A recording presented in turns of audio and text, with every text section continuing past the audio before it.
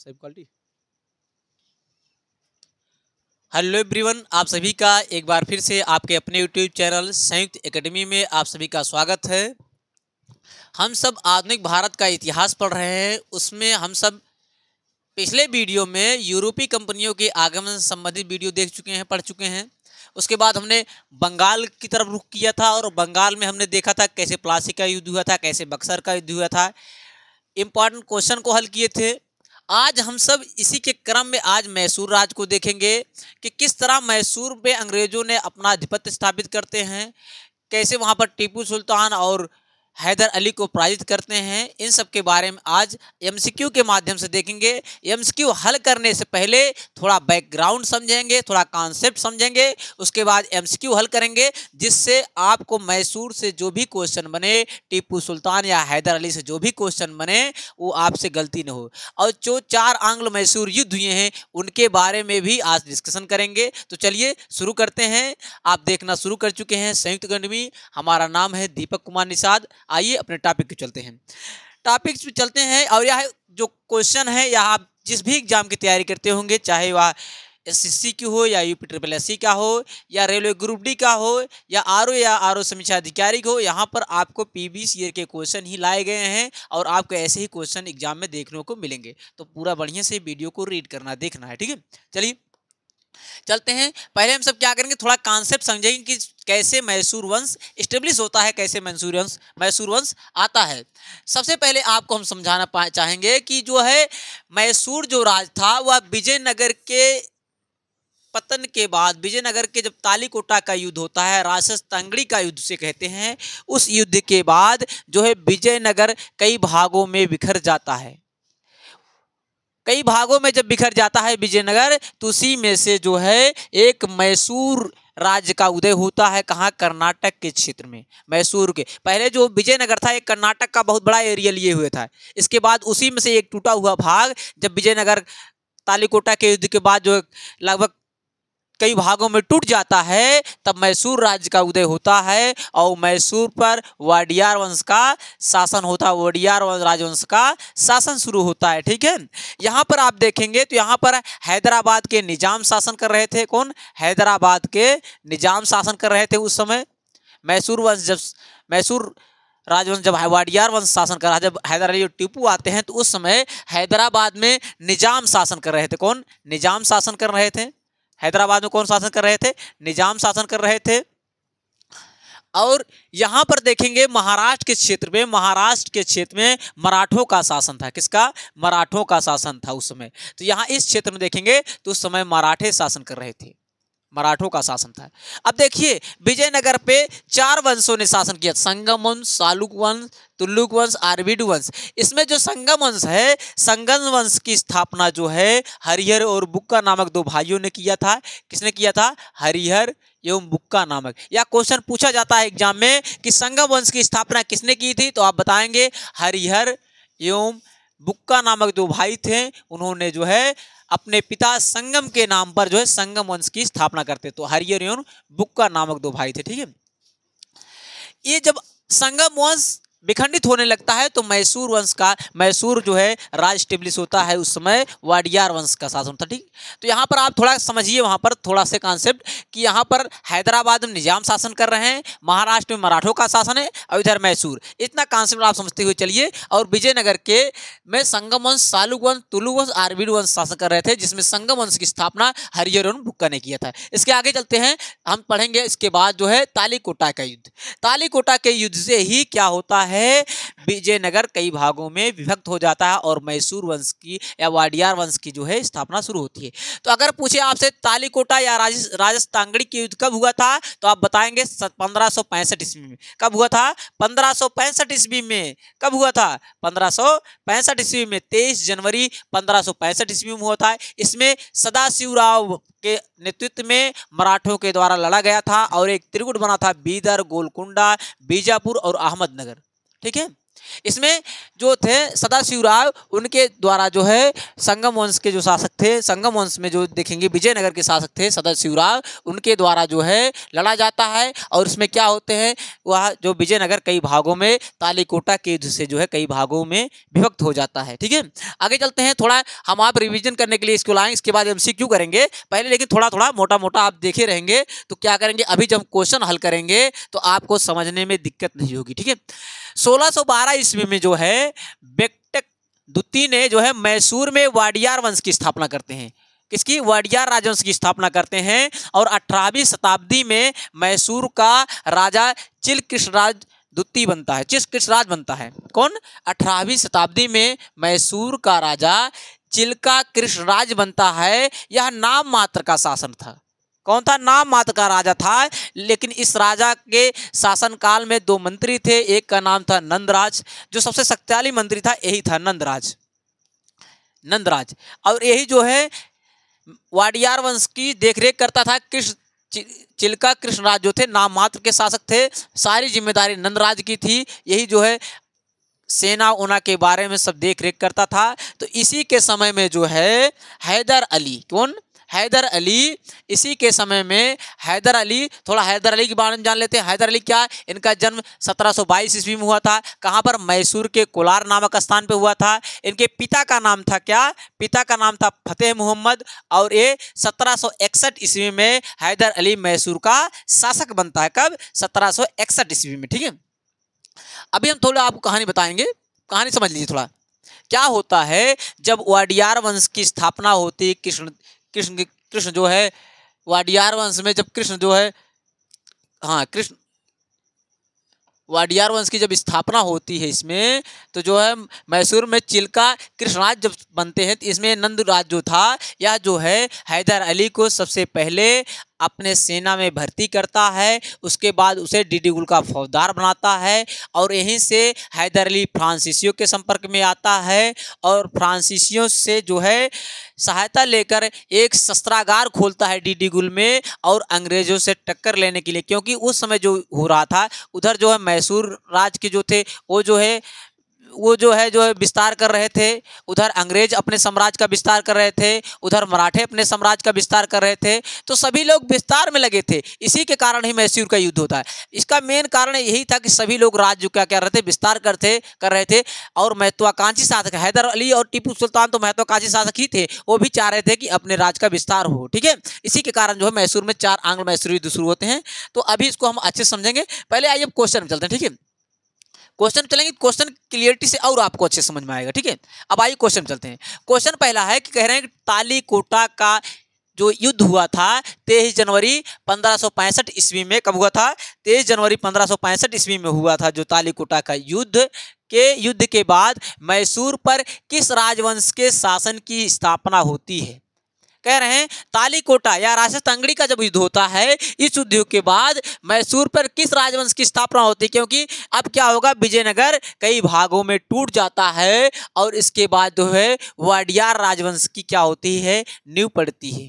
अभी हमने बताया ना, बेक्टक द्वितीय, इसने क्या करते हैं? वाडियार वंश की स्थापना करते हैं। और यही वाडियार में जब चिल्का पढ़ेंगे, चिल्का कृष्णराज जो है, इसकी शासनकाल में जो है नंदराज जो होते हैं वो जो है पूरा देखरेख करते हैं। और नंदराज के ही मार्गदर्शन में हैदर अली सेना में भर्ती होता है और अपने प्रतिभा के बल पर धीरे धीरे वाका करता है, डिडीगुल का फौजदार बनता है और 1761 ईस्वी में जाकर मैसूर का शासक बन जाता है। क्योंकि 1761 ईस्वी में एक ऐसा समय है, उस समय जो है मराठे जो मैसूर पर ज्यादा आक्रमण कर रहे थे, मराठे अहमद शाह अब्दाली से पराजित हो चुके होते हैं, उनकी शक्ति कम हो जाती है। और उधर अंग्रेज जो फ्रांसों से बचे रहते थे, युद्ध में उलझे रहते हैं। और इधर हैदर अली को टाइम मिल जाता है, मौका मिल जाता है, वह अपने राज का विस्तार करता है और मैसूर पे जो है एक शासन व्यवस्था अच्छे से कायम करता है। ठीक है, तो अगर आपसे संगम वंश की हमने अभी बताया, संगम वंश की स्थापना किसने किया था? हरिहर एवं बुक्का। अब देखिए, आप बता पा रहे होंगे ऑप्शन को कुल को। देखिए, हरिहर एवं बुक्का ने क्या किया था? संगम वंश की स्थापना की थी अपने पिता संगम के नाम से। संगम के नाम से संगम वंश की स्थापना की। हैदराबाद के निजाम भी उस समय थे, आपको बताया था। यहाँ पर हमारा जो राइट जवाब होगा क्या, वडियार राजवंश। कौन, वडियार, यानी तालीकोटा के युद्ध के बाद मैसूर पर किस राजवंश ने शासन किया था, तो वडियार वंश ने। ठीक है, आइए आगे चलते हैं, क्वेश्चन नंबर दूसरा देखते हैं। पहला क्वेश्चन हो गया, आइए क्वेश्चन नंबर दूसरा चलते हैं। दूसरा क्वेश्चन कह रहे हैं मैसूर के राजा चिल्का कृष्णराज। कौन, चिल्का कृष्णराज। मैसूर के राजा चिल्का कृष्णराज। कौन, चिल्का कृष्णराज। मैसूर के राजा चिल्का कृष्णराज के मंत्री नंदराज ने, अभी हमने बताया ना, नंदराज ने हैदर अली को कहाँ का फौजदार नियुक्त किया था। तो हमने अभी बताया ना कि क्या करते हैं, जो चिल्का कृष्णराज था ये नाम मात्र का राजा था, सारी कर्ता धर्ता कौन थे, नंदराज थे। और इन्होंने हैदर अली को सबसे पहले फौजदार कहाँ का नियुक्त करते हैं, डीडी गुल का। कहाँ का, डीडी गुल का है फौजदार नियुक्त करते हैं। और यह अपने प्रतिभा के बल पर जो है फौजदार नियुक्त करते हैं। और डीडी गुल में ही डीडी गुल में हैदर अली जो क्या करता है, एक शस्त्रागार खोलता है फ्रांसीसियों की मदद से। क्या करता है, शस्त्रागार खोलता है, नई नई बंदूकों के बारे में जानकारी, तोपखानों के और गोला बारूद इकट्ठा करता है कि जिससे कभी वह शासक बने तो अंग्रेजों को टक्कर दे सके। इसलिए क्या करता है हैदर अली, डीडी गुल में ही क्या करता है, शस्त्रागार की स्थापना करता है। शस्त्रागार की स्थापना करता है, या शस्त्रागार की स्थापना करता है। कहाँ पर, हैदर अली, डीडी गुल में। ठीक है, और यहीं से ही फ्रांसीसियों की सहायता से यह ट्रेनिंग भी अपने सैनिकों को दिलाता है। क्योंकि हैदर अली जो था यह अंग्रेजों का प्रतिद्वंदी था, अंग्रेज के प्रतिद्वंदी फ्रांस के थे। तो इसीलिए कहते नहीं है कि हैदर अली से फ्रांसीसियों की दोस्ती होती है। क्यों दोस्ती होती, क्योंकि फ्रांसीसियों के विपक्षी कौन थे, अंग्रेज थे, और हैदर अली के भी विपक्षी थे। इसलिए इन दोनों में ज़्यादा बैठता था, फ्रांसीसियों और हैदर अली में। और हैदर अली के ही फ्रांसीसियों की ही मदद से हैदर अली शस्त्रागार खोलते हैं डीडी गुल में, और अपने जो सैनिक होते हैं उनको यूरोपीय प्रशिक्षण भी प्राप्त करते हैं। ठीक है, तो यहाँ पर इसका सही जवाब होगा क्या, डीडी गुल। मैसूर के राजा चिल्का कृष्णराज के मंत्री नंदराज ने हैदर अली को कहाँ का फौजदार नियुक्त किया था, डीडी गुल का। ठीक है, आइए क्वेश्चन नंबर आगे चलते हैं, क्वेश्चन नंबर तीसरा देखते हैं। क्वेश्चन नंबर तीसरा कहा गया है हैदर अली ने थोड़ा क्वेश्चन नीचे कर ले रहे हैं, कह रहे हैं हैदर अली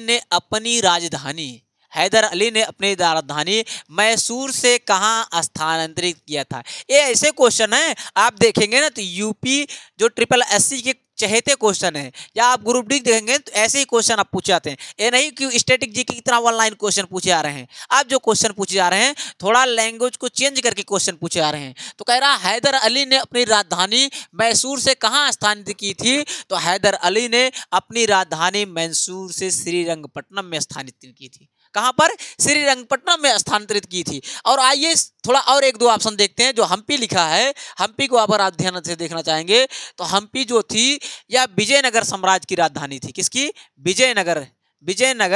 विजयनगर साम्राज्य की राजधानी क्या थी, हम्पी हुआ करती थी। विजयनगर साम्राज्य की राजधानी हम्पी थी। और विजयनगर की राजधानी जो हम्पी थी यह तुंगभद्रा नदी के किनारे स्थित थी। किस नदी किनारे, तुंगभद्रा नदी के किनारे स्थित है। कभी कभी आपसे पूछ लेता है कि तुंगभद्रा नदी किनारे कौन, हम्पी किस नदी किनारे स्थित है, तो आप बताएंगे क्या, तुंगभद्रा नदी किनारे। रायगढ़ जो आप देखेंगे ना तो रायगढ़ में ही मराठा के जो शासक थे शिवाजी, कौन थे, शिवाजी यही रायगढ़ में ही उन्होंने क्या किया था, अपना राज्याभिषेक करवाया था। कहाँ पर, शिवाजी जो थे अपना राज्याभिषेक कहाँ करवाते हैं, रायगढ़ में। राज्याभिषेक जो कहाँ कराते हैं, रायगढ़ में। ठीक है, तो अगर आपसे पूछे इस क्वेश्चन का सही जवाब हैदर अली ने अपनी राजधानी कहाँ, मैसूर से कहाँ स्थानांतरित की थी, तो श्रीरंगपट्टनम में। और आप देखेंगे श्रीरंगपट्टनम में जब टीपू सुल्तान बनता है तो यहीं पर वह जैकोबिन क्लब की स्थापना करता है फ्रांसीसियों की मदद से, और स्वयं उसका सदस्य बनता है। यहाँ पर स्वतंत्रता का एक वृक्ष लगाता है। इसके बारे में अभी हमने क्वेश्चन में ऐड किए हैं, उसको जब आएगा तो अच्छे से देखेंगे। ठीक है, यहाँ पर इस क्वेश्चन का सही जवाब होगा श्रीरंगपट्टनम। ठीक है, आइए क्वेश्चन आगे चलते हैं, क्वेश्चन नंबर चौथा देखते हैं। क्वेश्चन नंबर चौथा कह रहा है प्रथम आंग्ल मैसूर युद्ध जो 1767 से 1769 ईस्वी में हुआ था। कब, 1767 से 1769 ईस्वी में हुआ था। कौन विजयी हुआ था इसमें? आइए हम एक स्लाइड लेते हैं, उस स्लाइड के माध्यम से चारों आंग्ल मैसूर युद्ध का अच्छे से डिस्कशन करते हैं कि कब हुए थे, कौन से गवर्नर जनरल थे उस समय और कौन सी संधियां हुई थी। एक स्लाइड के साथ से चारों मैसूर युद्ध आज क्या होंगे, खत्म हो जाएंगे और आप कभी भूलेंगे भी नहीं। तो आइए हम सब देखते हैं आंग्ल मैसूर युद्ध। क्या? आंग्ल मैसूर युद्ध। देखिए वीडियो पे एक बार दो बार आप अच्छे से देखेंगे तो आपको क्लियर जरूर होगा, ठीक है। तो आंग्ल मैसूर युद्ध, आज हम सब चारों मैसूर युद्ध को एक स्लाइड में अच्छे से देख ले रहे हैं जिससे क्या हो, गलती कम हो, ठीक है। तो आइए देखते हैं आंग्ल मैसूर युद्ध।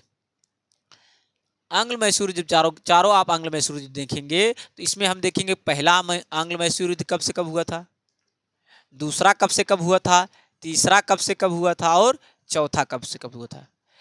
जो प्रथम आंग्ल मैसूर युद्ध था ये 1767 से 1769 तक हुआ था। कब तक? 1767 से 1769 ईस्वी में हुआ था, अंग्रेजों के मध्य लड़ा गया था। और दूसरा जो आंग्ल मैसूर युद्ध हुआ था यह हुआ था 1780 से 84 ईस्वी के मध्य हुआ था। कब तक हुआ था? 1780 से 1784।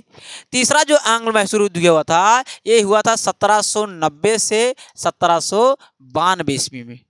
कब? 1790 से 1792 ईस्वी तक, 1790 से 1792 ईस्वी में। और ये जो चतुर्थ आंग्ल मैसूर युद्ध हुआ था ये हुआ था 1799 ईस्वी को। कब हुआ था? 1799 ईस्वी। कब हुआ था? 1799 ईस्वी को हुआ था, ठीक है।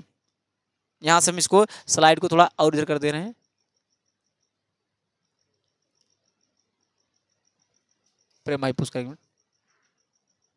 आंग्ल मैसूर युद्ध हुआ था वो 1799 ईस्वी में हुआ, ठीक है। प्रथम आंग्ल मैसूर युद्ध के समय अगर आपसे पूछे कि प्रथम आंग्ल मैसूर युद्ध के समय कौन से गवर्नर जनरल थे तो आप बताएंगे लॉर्ड बेरेलस्ट थे। कौन? बेरेलस्ट। बेरेलस्ट। प्रथम आंग्ल मैसूर युद्ध के समय बंगाल के गवर्नर जनरल कौन थे? बेरेलस्ट से। द्वितीय आंग्ल मैसूर के युद्ध के समय वारेन हेस्टिंग्स से। कौन थे? वारेन हेस्टिंग्स से। वारेन हेस्टिंग्स से, ठीक है। आपसे कभी कभी यह क्वेश्चन पूछ लेता है कि प्रथम आंग्ल मैसूर युद्ध जब हो रहा था उस समय बंगाल के गवर्नर जनरल कौन थे? तो लॉर्ड बेरेलस्ट से। अगर कभी आपसे पूछे कि जब द्वितीय आंग्ल मैसूर युद्ध हो रहा था उस समय गवर्नर जनरल कौन थे? तो वारेन हेस्टिंग्स से। जब आपसे पूछे कि तृतीय आंग्ल मैसूर युद्ध के समय कौन थे तो आप बताएंगे लॉर्ड कॉर्नवालिस। कौन थे? लॉर्ड कॉर्नवालिस थे। कॉर्नवालिस थे, ठीक। लॉर्ड कॉर्नवालिस थे। और अगर आपसे पूछे कि चतुर्थ आंग्ल मैसूर युद्ध के समय गवर्नर जनरल कौन थे तो आप बताएंगे लॉर्ड वेलेस्ली थे। कौन थे? लॉर्ड वेलेस्ली थे। लॉर्ड वेलेस्ली ही ने 1799 ईस्वी में मैसूर को अपने अधिकार में कर सहायक संधि की चपेट में ले लेता है मैसूर को। तो आप बताएंगे लॉर्ड वेलेस्ली। कौन? Lord Wellesley. या आपसे पूछा जाता है कि कहेंगे प्रथम आंग्ल मैसूर कब से कब हुआ था तो 1767 से 69, द्वितीय 1780 से 84। इसी के बीच में जब द्वितीय आंग्ल मैसूर युद्ध हो रहा था इसी के बीच में 1781 ईस्वी में पोर्टनोवा का युद्ध होता है जिस युद्ध में हैदर अली पराजित होता है और 1782 में उसके एक साल बाद हैदर अली की मृत्यु हो जाती है। द्वितीय आंग्ल मैसूर युद्ध चल ही रहा था कि उसी समय हैदर अली की मृत्यु हो जाती है। हैदर अली की मृत्यु होने के बाद उसका पुत्र टीपू सुल्तान युद्ध का नेतृत्व करने लगता है और आगे चलकर टीपू सुल्तान का भी 1799 ईस्वी में मृत्यु हो जाती है। जो चतुर्थ आंग्ल मैसूर युद्ध होता है उसमें जो है टीपू सुल्तान पराजित होता है और मारा जाता है। टीपू सुल्तान कहा करता था कि 100 दिन चूहों की तरह जीने से अच्छा है एक दिन शेर की तरह जिया जाए। कहता था टीपू सुल्तान कि 100 दिन चूहों की तरह जीने से अच्छा है एक दिन शेर की तरह जिया जाए। इसीलिए उसने क्या किया? शेर की तरह ही जिया था। उसीलिए उसे मैसूर का टाइगर कहा जाता है। टाइगर ऑफ मैसूर कहा जाता है, ठीक है। अगर आपसे पूछे कि जो 1767 से 69 तक हुआ था आंग्ल मैसूर युद्ध प्रथम, यह किस संधि के बाद समाप्त होता है तो आप बताएंगे मद्रास की संधि। कौन संधि? मद्रास की संधि। मद्रास की संधि के बाद जो है यह क्या होता है? समाप्त होता है। अगर दूसरा पूछे कि दूसरा आंग्ल मैसूर जो युद्ध हुआ था यह किस संधि के बाद खत्म होता है गुरुजी, तो आप बताएंगे यह संधि होती है मंगलौर की संधि। मंगलौर की संधि, कौन संधि? मंगलौर की संधि के बाद जो खत्म होती है मंगलौर की संधि। ठीक, मंगलौर की संधि। अगर आपसे कभी पूछा जाए कि तृतीय आंग्ल मैसूर युद्ध जो हुआ था यह किस संधि के बाद खत्म होता है गुरुजी, तो आप बताएंगे श्रीरंगपट्टनम की संधि। कौन सी? श्रीरंगपट्टनम की संधि। रंगपट्टनम की संधि, पट्टनम की संधि, श्रीरंगपट्टनम की संधि के बाद यह जो होता है क्या होता है? समाप्त होता है तृतीय आंग्ल मैसूर युद्ध। श्रीरंगपट्टनम की संधि के द्वारा जो है श्रीरंगपट्टनम के संधि के द्वारा जो है तृतीय आंग्ल मैसूर युद्ध क्या होता है? समाप्त होता है। और चतुर आंग्ल मैसूर युद्ध में ही क्या होता है? टीपू सुल्तान क्या होता है? पराजित होता है और मारा जाता है। प्रथम आंग्ल मैसूर युद्ध जब हो रहा था, इतना तक आप नोट करिए, बस इससे ज़्यादा नहीं पूछा जाता है। जो आप एग्जाम देंगे यहीं तक पूछा जाता है, बाकी और जो होगा उसको हम क्वेश्चन के माध्यम देखेंगे। ठीक है, बाकी इतना आप स्क्रीनशॉट ले लीजिए या तो इसको अच्छे से नोट कर लीजिए। उसके बाद हम पोर्टनोवा की ये भी देखेंगे बाद में। ठीक है, हमने क्वेश्चन में ऐड किया है तो वहां से देख लेंगे। ठीक है, अब आइए अपने क्वेश्चन पे चलते हैं। अब देखिए क्वेश्चन आपको अच्छे से बनेगा। ठीक है, क्वेश्चन आपको अच्छे से बनेगा। ठीक है, आइए क्वेश्चन नंबर चौथा देखते हैं। क्वेश्चन नंबर चौथा कहा गया था आपसे पूछा गया था कि प्रथम आंग्ल मैसूर युद्ध कब हुआ था? 1767 से 69 तक हुआ था। में कौन विजयी हुआ था? तो कौन विजयी हुआ था आपसे अगर पूछा जाए तो प्रथम आंग्ल मैसूर युद्ध में हैदर अली विजयी हुआ था। कौन विजयी हुआ था? हैदर अली। कौन विजयी हुआ था? हैदर अली। प्रथम आंग्ल मैसूर जब शुरू होता है तो अंग्रेज क्या करते हैं? अंग्रेज अपने साथ मराठों को मिला लेते हैं और हैदराबाद के निजाम को मिला लेते हैं। हैदर अली के विरुद्ध एक त्रिकोणी बना लेते हैं। क्या करते हैं? अंग्रेज जो होते हैं कूटनीति दिखाते हैं पहले शुरू में। आप कहानी को अच्छे समझिए। अंग्रेज जो होते हैं वो अंग्रेज मराठा और अपने साथ निजाम को मिलाकर युद्ध की तैयारी करने लगते हैं। किसके विरुद्ध? हैदर अली के विरुद्ध। हैदर अली के विरुद्ध क्या करते हैं? युद्ध की तैयारी करने लगते हैं। हैदर अली के विरुद्ध युद्ध की तैयारी करने लगते हैं। बाद में जब गुप्तचर के माध्यम से हैदर अली को यह पता चलता है कि हमारे विरुद्ध क्या हो रहा है, युद्ध की तैयारी हो रही है, तो हैदर अली भी कूटनीति करता है। क्या कूटनीति करता है? हैदर अली पढ़ा लिखा नहीं था, निरक्षर था, लेकिन वह दिमाग का बहुत धनी था। बुद्धि उसके पास बहुत ज़्यादा थी। वह पढ़ा लिखा नहीं था लेकिन दिमाग बहुत था। उसने सोचा कि क्यों ना इनमें फूट डाल दिया जाए और उन्होंने मराठों को धन का लालच दिया। क्या किया? मराठों को धन का लालच देकर अपनी तरफ मिला लिए। इसीलिए तो विजयी हुआ। अब मराठों को धन का लालच देकर, किसका? धन का लालच देकर अपनी तरफ मिला लिए। लालच देकर अपनी तरफ मिला लिए। बचे निजाम को भी अपनी तरफ मिला लिया। कैसे? उसने कहा कि जो हमारा साम्राज्य होगा उसमें से आपको कुछ ना कुछ हम भूभाग आपको दे देंगे। और इससे क्या किया? उन्होंने निजाम को भूभाग का लालच देकर अपनी तरफ मिला ली। अब क्या थे? अंग्रेज अकेले बचे थे तो हैदर अली क्या करता है? मद्रास तक रपटते हुए चला जाता है अंग्रेजों को और वहां जाकर क्या करता है? हैदर अली को पराजित करता है और दोनों में संधि होती है, अंग्रेजों में और हैदर अली में मद्रास की संधि। और उस संधि के माध्यम से जो जिनका राज्य कब्जा किए होते हैं सब एक दूसरे को राज्य को वापस कर देते हैं। और इस मानवता पे संधि होती है अंग्रेज से। यह कहते हैं हैदर अली कि जब अगर कभी मराठे हम पे आक्रमण करेंगे तो अंग्रेज क्या करेंगे? हमारी सहायता करेंगे, तभी हम मद्रास की संधि करेंगे। और इसी के आधार पे वो जो है मद्रास की टीटी होती है कि अंग्रेज अब क्या करेंगे? हैदर अली की या मैसूर की सुरक्षा करेंगे जब कभी मराठे हैदर अली पे आक्रमण करें। क्योंकि मराठे क्या करते रहते थे? वो हरदम मैसूर पे आक्रमण कर रहे थे। ठीक है, लेकिन जब बाद में दूसरी बार एक बार जब या संधि होने के बाद मराठे जो है आक्रमण करते हैं फिर से हैदर अली पर, तो अंग्रेज जो अपने शर्त थी वो मानते नहीं हैं। वो हैदर अली की जो है हिफाजत नहीं करते हैं या मैसूर की हिफाजत नहीं करते हैं। इसके बाद द्वितीय आंग्ल मैसूर युद्ध उसी के कारण शुरू हो जाता है। आप जान लीजिए थोड़ा निचोड़ कि जो भी मैसूर युद्ध हुए हैं वो सब अपने साम्राज्य की विस्तार के बाद किए थे। क्योंकि उस समय अंग्रेज भी विस्तार करना चाह रहे थे, मराठे भी विस्तार करना चाह रहे थे, हैदराबाद के निजाम भी विस्तार कर रहे थे और मैसूर के शासक हैदर अली भी विस्तार कर रहे थे। तो ये जब सभी लोग साम्राज्य विस्तार में लगेंगे तो युद्ध होना ही होना था। ठीक है, तो यहाँ इसका सही जवाब हो क्या? हैदर अली। क्या होगा? हैदर अली। ठीक है, आइए आगे चलते हैं। आप यहाँ पर कहानी को अच्छे समझ, देखिए क्वेश्चन के साथ साथ आप कहानी को समझेंगे तो यह स्टोरी मेथड है, अगर आप उसको अच्छे से समझेंगे तो कॉन्सेप्ट अंदर दिमाग तक जाएगा और आप भूलेंगे नहीं कभी। ठीक है, आइए आगे चलते हैं। क्वेश्चन नंबर अगला देखते हैं। क्वेश्चन नंबर अपने चलते हैं अगले क्वेश्चन पे और हम आते हैं क्वेश्चन नंबर 5 पे। ठीक है, क्वेश्चन नंबर 5 पूछा गया है, कहा गया निम्नलिखित में से किस, थोड़ा हम कलर चेंज कर ले रहे हैं जिससे आपको दिखे। ठीक है, कह रहे हैं निम्नलिखित में से किस आंग्ल मैसूर युद्ध के समय हैदर अली की मृत्यु हो गई? कह रहे हैं कि निम्नलिखित में से किस आंग्ल मैसूर युद्ध के समय हैदर अली की मृत्यु हो जाती है? तो हम आपको बता दें, हैदर अली 1781 ईस्वी में पोर्टनोवा का युद्ध लड़ता है। कौन? पोर्टनोवा का युद्ध लड़ता है 1781 ईस्वी में। आप ध्यान दीजिएगा, 1781 ईस्वी में क्या करता है? पोर्टनोवा का युद्ध लड़ता है और इस युद्ध में क्या होता है? हैदर अली पराजित होता है। अंग्रेजी सेना की टुकड़ी का नेतृत्व कौन कर रहा था? अंग्रेजी सेना की टुकड़ी का नेतृत्व आयरकूट कर रहा था। कौन कर रहा था? आयरकूट कर रहा था। और इस आयरकूट से क्या होते हैं? पराजित हो जाते हैं। कौन? हैदर अली। हैदर अली जब पराजित हो जाते हैं, क्या हो जाते हैं? पराजित हो जाते हैं। और इसके एक ही साल बाद 1782 ईस्वी में, कब? 1782 ईस्वी में हैदर अली की क्या हो जाती है? हैदर अली की मृत्यु हो जाती है।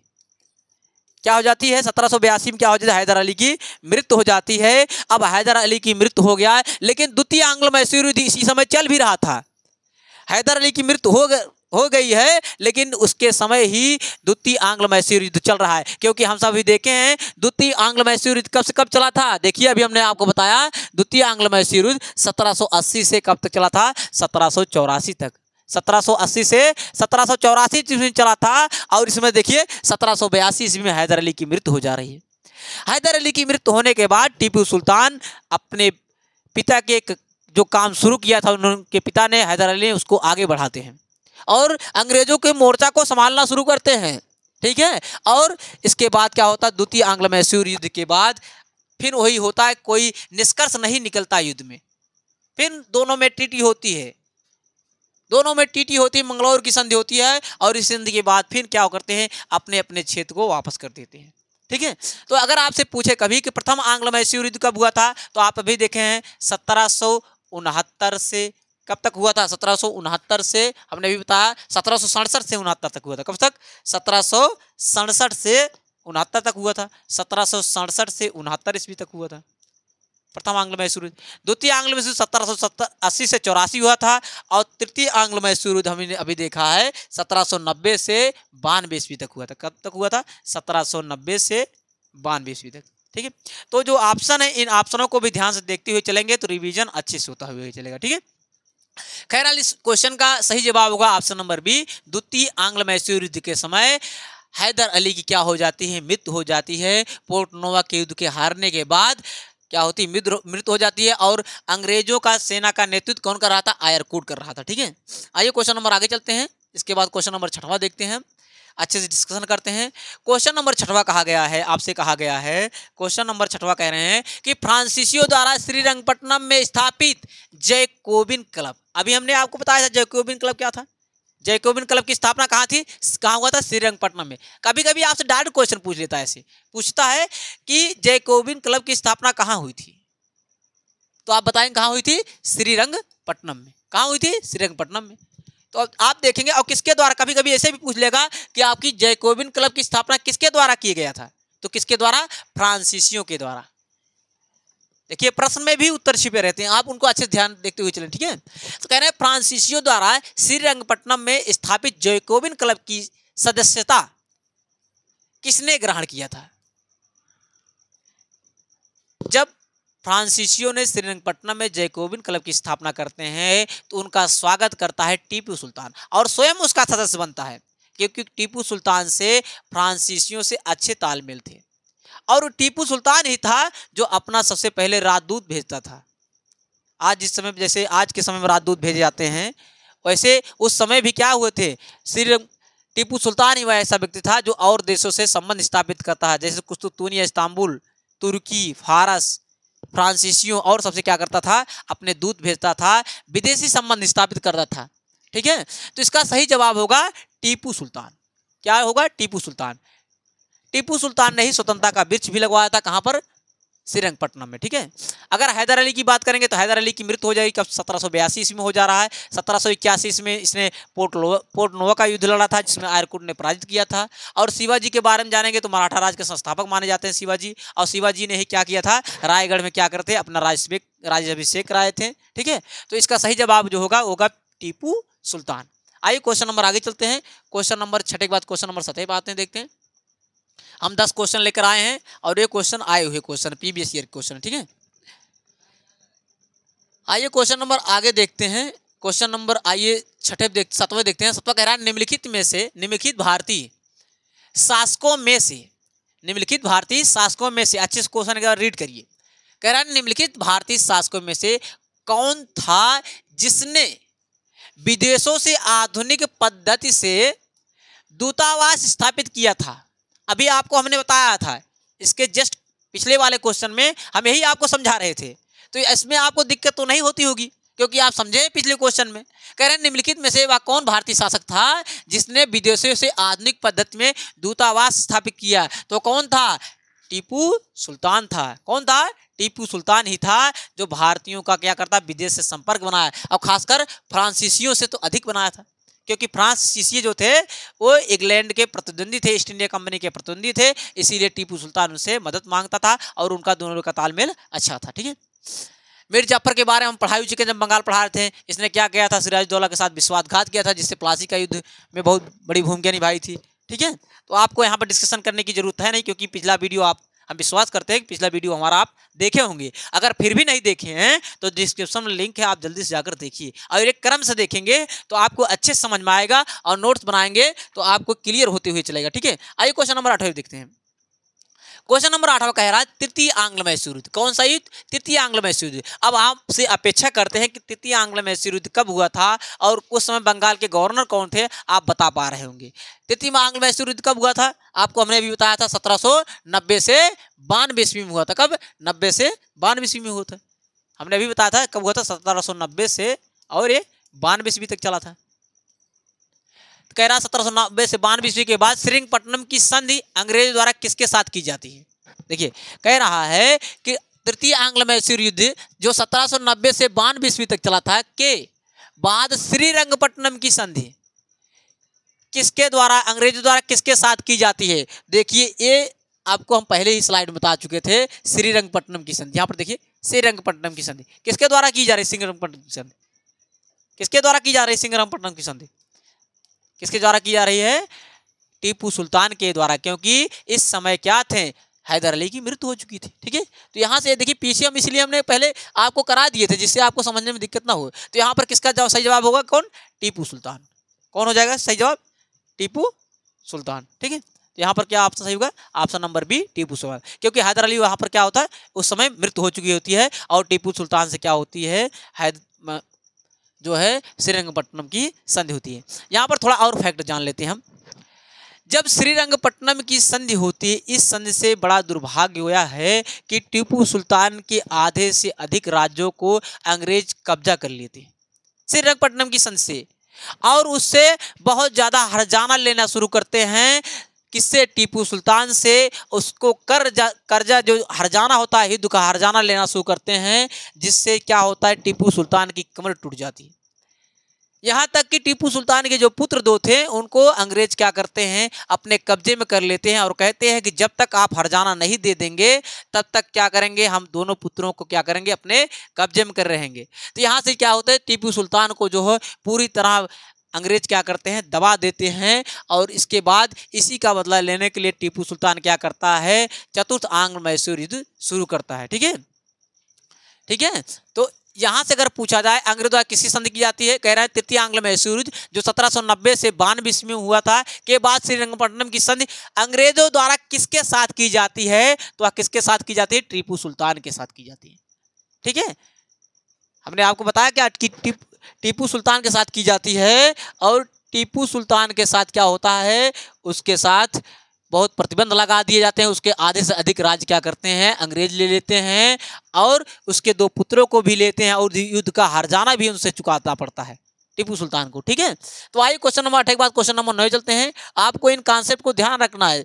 इन्हीं कॉन्सेप्ट से क्या करेंगे आप, जो आपके क्वेश्चन बनेंगे अगर थ्योरी टाइप, तो आप उनको घुमाकर चाहे जहां से पूछेगा तो आपको दिक्कत नहीं होगी। ठीक है, कह रहे हैं किस आंग्ल मैसूर युद्ध में अंग्रेजों से लड़ते हुए टीपू सुल्तान को वीरगति को प्राप्त हो जाता है। कह रहे हैं किस आंग्ल मैसूर युद्ध में अंग्रेजों से लड़ते हुए टीपू सुल्तान वीरगति को प्राप्त हो जाता है। तो कौन सा युद्ध है, चतुर्थ आंग्ल मैसूर युद्ध 1700, जो चतुर्थ आंग्ल मैसूर युद्ध जो हमने अभी बताया कब हुआ था, 1799 ईस्वी में। कब, 1799 ईस्वी में जो चतुर्थ आंग्ल मैसूर युद्ध था, इसी चतुर्थ आंग्ल मैसूर युद्ध में ही जो है क्या होता है, टीपू सुल्तान की मृत्यु हो जाती है। ठीक है, इसके पहले हमने प्रथम आंग्ल मैसूर पढ़ चुके थे। इस समय क्या थे, बंगाल के गवर्नर कौन थे, लॉर्ड बेरेलस्ट। कौन थे, बेरेलस्ट थे। आज से पूछा जाता है कि प्रथम आंग्ल मैसूर युद्ध के समय गवर्नर जनरल कौन थे बंगाल के, तो आप बताएंगे लॉर्ड बेरेलस्ट। द्वितीय समय कौन थे, अगर आपसे पूछा जाए कि द्वितीय आंग्ल मैसूर युद्ध के समय कौन थे, तो वारेन हेस्टिंग को बताएंगे। किसको, वारेन हेस्टिंग। दोबारा हम रिवीजन करा दे रहे हैं आपका, वारेन हेस्टिंग्स का बताएंगे। ठीक है, और आपसे अगर तृतीय पूछे तो कौन थे, लॉर्ड कॉर्नवालिस थे। लॉर्ड कॉर्नवालिस थे। अगर आपसे चतुर्थ पूछे तो चतुर्थ के समय कौन थे, लॉर्ड वेलेजली थे। विलेजली, इसी विलेजली को हमने पिछले वीडियो में बताया था विलेजली के बारे में। विलेजली क्या है, सहायक संध थोपना शुरू कर देता है। अब क्या करेगा, जब टीपू सुल्तान की मृत्यु हो जाएगी चतुर्थ आंग्ल मैसूर युद्ध के समय, तो वह फिर से मैसूर पर वोडियार वंश, जो शुरू में वोडियार वंश था, अब फिर से वोडियार वंश को स्थापित करेगा और कठपुतली शासक बनाकर धीरे धीरे क्या करेगा, मैसूर से सहायक संधि कर लेगा और मैसूर पर अप्रत्यक्ष रूप से शासन करने लगते हैं अंग्रेज। ठीक है, तो हमने आज 10 क्वेश्चन के माध्यम से लगभग मैसूर के बारे में अध्ययन किया, मैसूर राज्य के बारे में। यहाँ से क्वेश्चन इसी प्रकार बनते हैं और क्वेश्चन नहीं बनता है। अगर आपको कोई भरमाए कि यहाँ से और टाइप के क्वेश्चन बनते हैं तो आप भरमिएगा मत, क्योंकि आपको भ्रमित करेंगे। सिर्फ ये क्वेश्चन वो है जो आए हुए PVC ईयर के क्वेश्चन थे, तो इनको आप स्क्रीनशॉट ले लीजिएगा या इनको अच्छे से नोट बना लीजिएगा, जिससे आपको रिविजन करने में दिक्कत ना हो। और जो हम बोलें उनको अच्छे से समझते हुए चलिए, क्योंकि कुछ ऐसे चीज़ें होती हैं कहानी नुमा जो लिखी नहीं जा सकती हरदम, लेकिन उनको बोलते हुए आप सुनते हुए चलेंगे तो कॉन्सेप्ट क्या होगा, क्लियर हो जाएगा। तो चलिए आज के लिए बस इतना ही। आपको हमारे चैनल पे बने रहने के लिए बहुत बहुत धन्यवाद। Thanks, all the best. जय हिंद, जय भारत।